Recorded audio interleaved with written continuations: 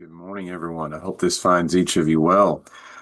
I'm recording this video to help you with this week's contents. So if you jumped on early in the week, you noticed that there is nothing released, and that is purposeful to allow you to conceptualize the two big semester projects that are part of this class.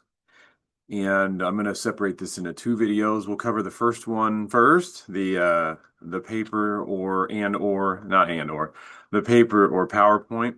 We'll cover that one first, and then we'll cover your interaction plan second. So let's just jump straight in and look at these things. There has been some intention not to release these earlier, not to discuss them because this class builds on itself. This class builds on the information that we covered in week one, the information that we covered in week two, three, four, five, six, seven, all the way up to eight. So we've addressed a lot of information. And as you know, the bigger overarching theme in multicultural counseling, I hope, by this point you recognize these three hallmarks is we recognize our own attitudes. We also go about acquiring knowledge about other cultures and about how do we do self-assessment, our own attitudes. And then also we want to acquire skills. So this self-assessment of attitudes, acquiring of knowledge and skills comprises the multicultural competence. Now, as we discussed, up until 2000 and this shift started taking place about 15 years ago, I'd say. There was a shift between really just trying to understand different cultures to more of an emphasis on, okay, we recognize systemic forces of oppression, and now there needs to be action taken to counteract, systemic forces of oppression. And so in 2014, the ACA adopted the Code of Ethics where the third item in the preamble is to promote social justice. And that's a difficult shift. It's a difficult shift in that traditionally up until that point, people in counselors were really just focused in on the individual. And, we kind of left the systemic influences to the people in social work. The emphasis from 2014 on has really been about as far as emphasis. They call this the fifth force, and I don't know what the other four are, but they call this the fifth force. This emphasis on social justice. If you're struggling with the information in the chapters, in the books, especially the Sue and Sue book, in this promotion of equity, this is somewhat new.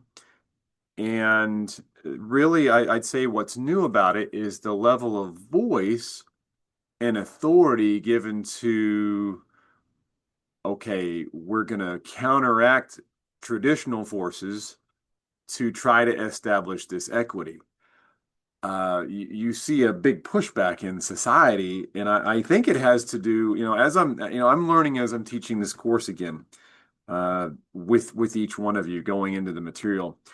And really, from my vantage point, this pushback comes somewhat from the voices to promote equity and equality are authoritative voices.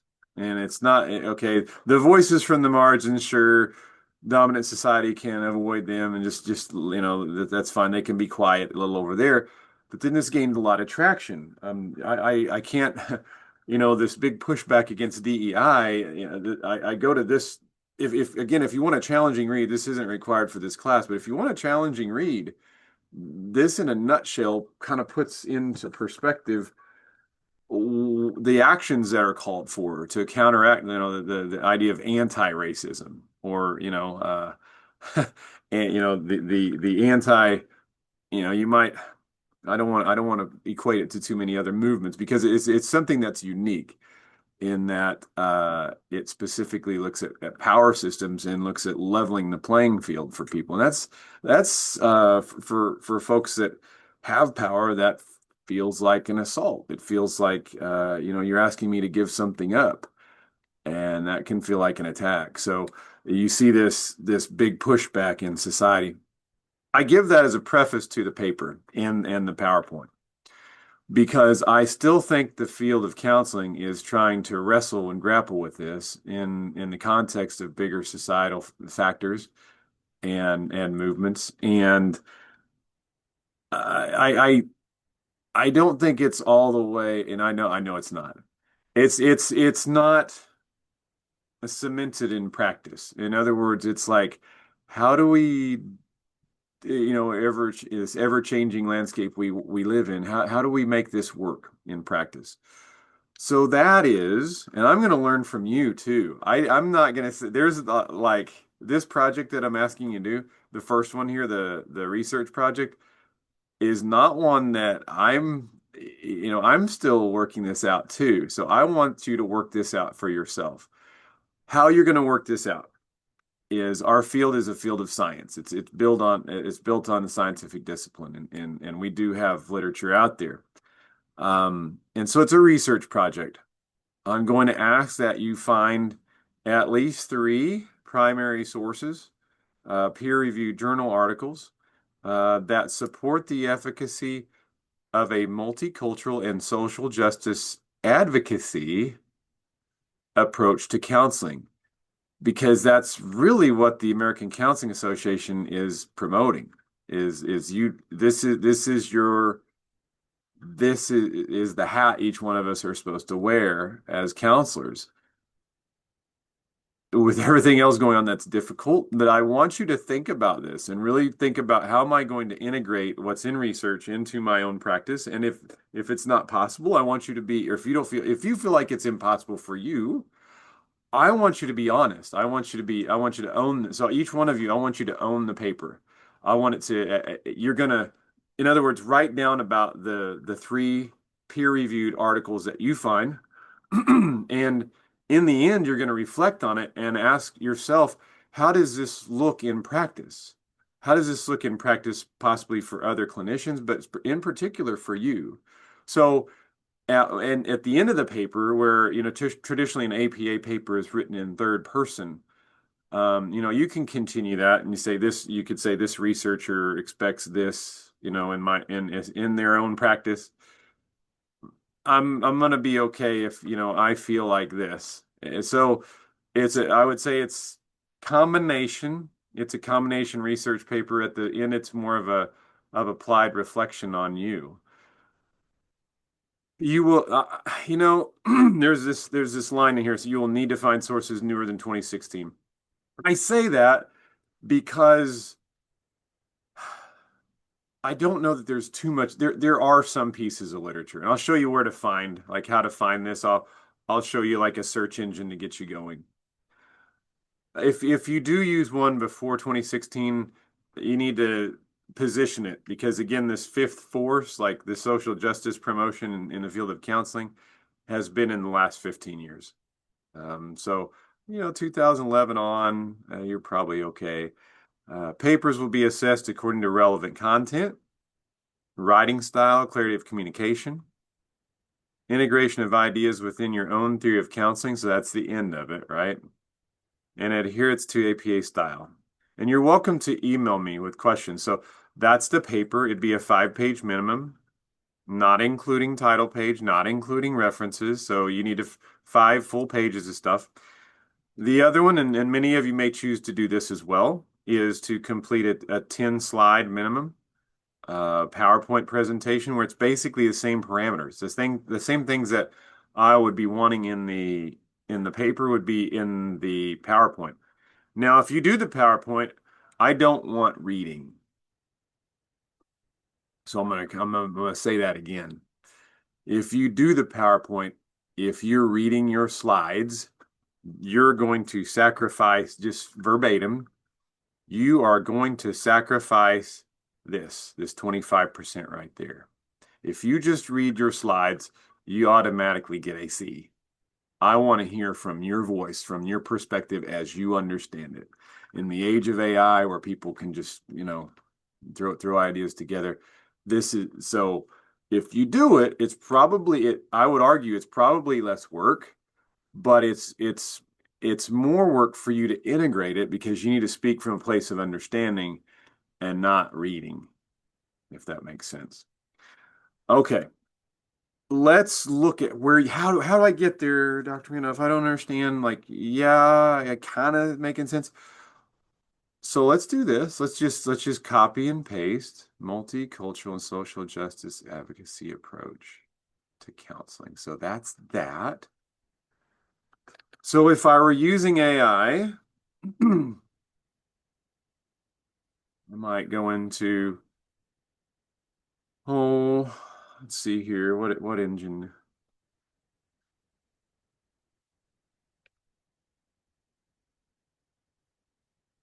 So if I were, conducting research these days,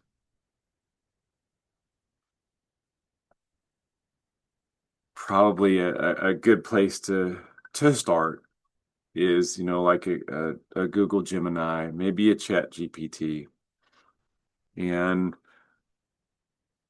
please help me locate peer-reviewed journal articles on the efficacy of,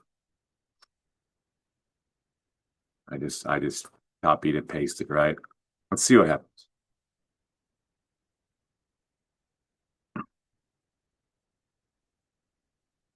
This is a new search for me, so I don't know what it will amount to.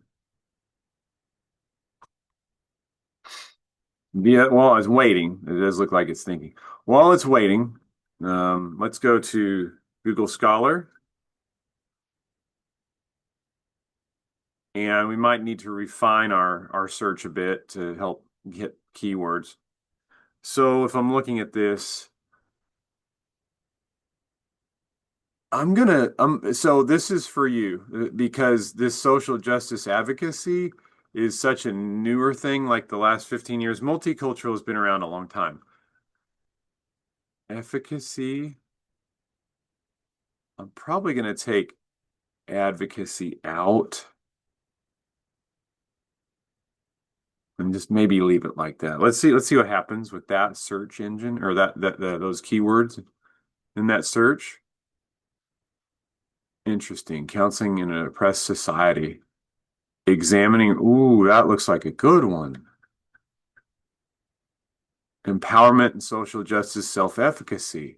So that's ProQuest. That's probably so when you also look at these sources, that's probably either a master's thesis or a dissertation. So if we pull that one up, this is school counseling too. I would say that's relevant. It's definitely in the counseling realm. Excuse me.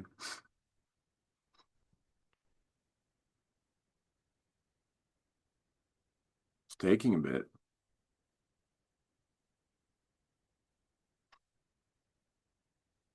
And so yeah, this is looking like a dissertation.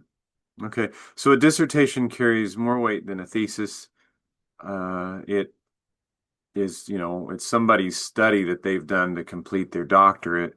This hasn't necessarily been published in a peer-reviewed article, but what you can tell is it was reviewed by the committee and approved by this student's committee at Duquesne University.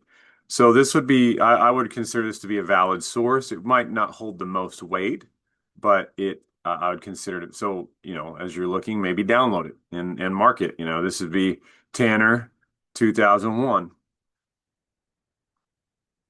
So I'm going to go back to my search page. Social justice outcomes in professional counseling and 11-year content analysis.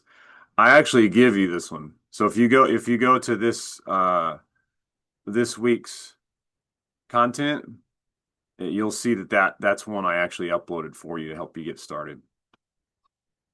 The the guidepost for this, if you're looking for a guidepost, is there's a researcher by the name of Ratz right here, Ratts. And in 2016, Ratz and others published this multicultural and social justice counseling competencies. That's like the gold standard of what they're wanting to apply.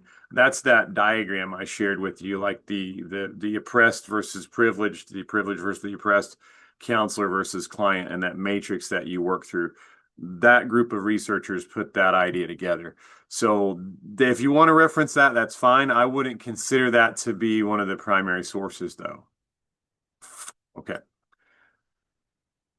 And so you'll integrate these. You'll start putting these ideas together, and whether or not, how it looks in practice, what it looks like for you. Again, let this take shape for you. I want it to be, I don't want it to give a really narrow definition of what this looks like. If you have questions, please reach out. Hopefully that makes sense of where you go to find the resources. Again, I think the PowerPoint is less writing effort. Um, But if I were giving my druthers, I'd probably rather see you talk about how you understand it versus write about it. But you do have the option. So reach out if you have questions. I hope that helps with the assignment, and I'll make another video for the other one.